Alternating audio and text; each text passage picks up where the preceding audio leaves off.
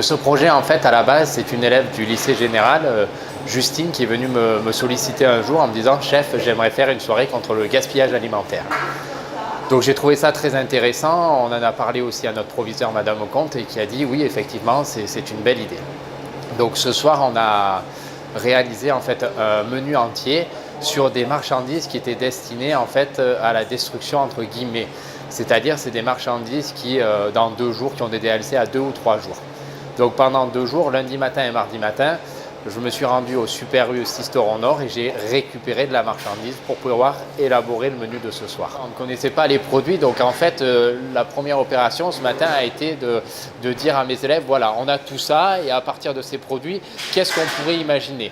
Et donc, on s'est mis tous autour d'une table et on a dit, ils m'ont dit, moi chef, avec ça, on pourrait faire ça, ça, ça. Et donc, on a élaboré un menu là-dessus.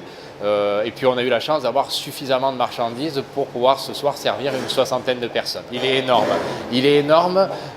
Aujourd'hui, il faut savoir que c'est plusieurs centaines de tonnes qui sont détruites chaque année.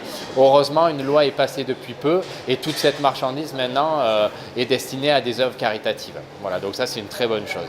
On souhaiterait effectivement, si notre direction est d'accord, refaire cette opération chaque année, voire une fois par trimestre, ça pourrait être une belle opération et je pense pour le lycée hôtelier. Alors ce soir, nous avons donc Super U pour tout ce qui est matière première entre guillemets. Nous avons aussi la boulangerie juste à côté du lycée qui nous a offert pareil tout le pain qui restait ce soir.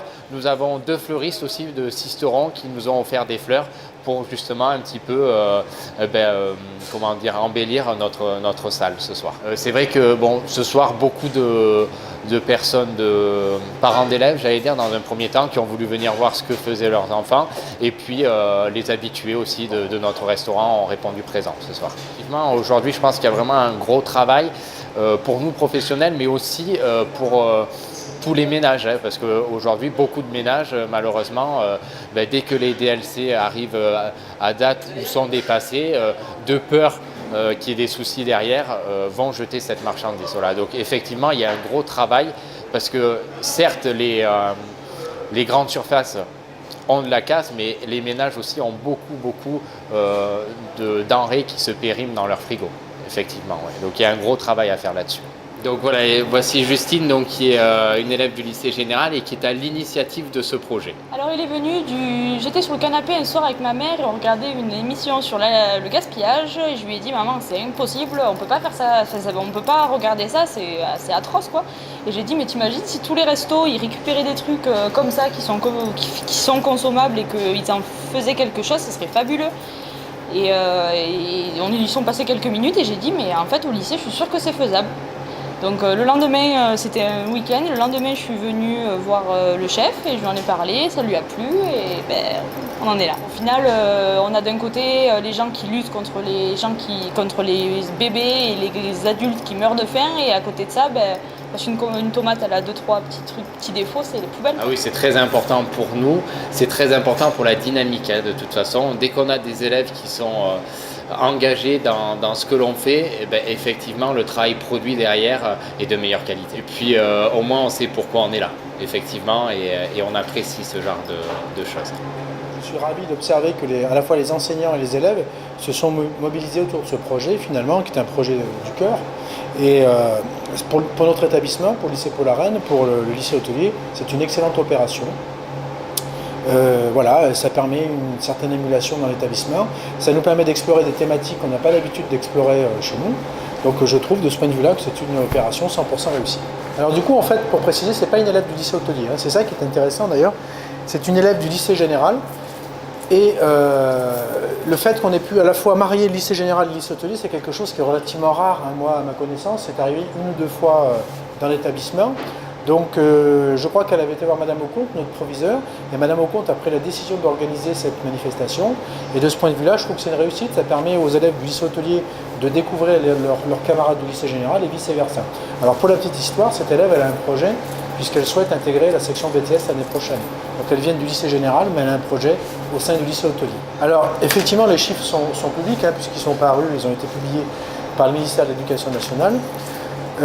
Effectivement, il ressort de ce classement dont on peut effectivement c'est un classement qui vaut ce qu'il vaut, hein, parce qu'il y a des critères liés au taux de réussite.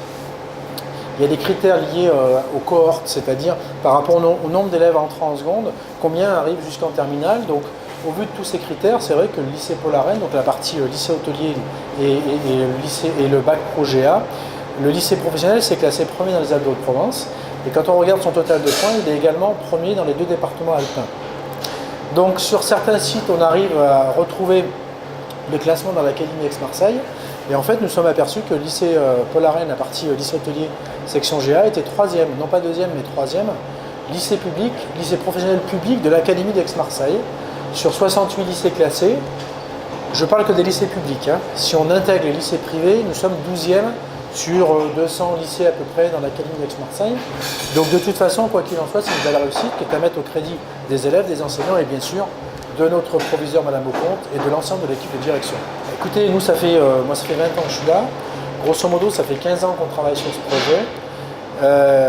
On est passé par toutes les étapes. On a même imaginé que ça ne se ferait jamais. C'est quand même un projet qui est lourd. Hein. C'est le seul lycée hôtelier qui soit en construction dans le sud de la France. Hein. C'est pas rien. Je sais que le lycée hôtelier de Nice, par exemple, attend sa reconstruction depuis plusieurs années. J'ai même des amis niçois qui m'ont dit ah oui, nous on a Estrosi, le président de la région, on n'a même pas un nouveau lycée hôtelier. Nous, ça fait 20 ans qu'on y travaille. On peut dire que depuis 4 ou 5 ans, on est quasi assuré que l'opération se fera. Les négociations sont en cours, les travaux ont démarré, les travaux ont même un mois d'avance. Le transfert va se faire à partir de novembre 2017 et on intégrera définitivement le nouveau lycée hôtelier en janvier 2018. Donc on va dire que c'est imminent. Ce sont les derniers examens qu'on organise dans ce lycée qui a bien vieilli puisqu'il a 50 ans. Et en même temps, il faut rendre hommage ici à tous les élèves qui se sont succédés, à tous les enseignants, parce que chacun à sa façon a participé à ça, et puis surtout à l'ensemble des proviseurs, donc que ce soit M. Dany, M. Capalera, M. Bach ou Madame Auconte. Madame Auconte aura donc l'immense privilège d'inaugurer ce nouveau lycée hôtelier. Je peux vous assurer que, bon, on imagine déjà ce que ça peut être, mais moi qui ai vu les plans, qui ai participé et qui ai donné mon avis, je peux vous assurer que c'est une réalisation hors du commun.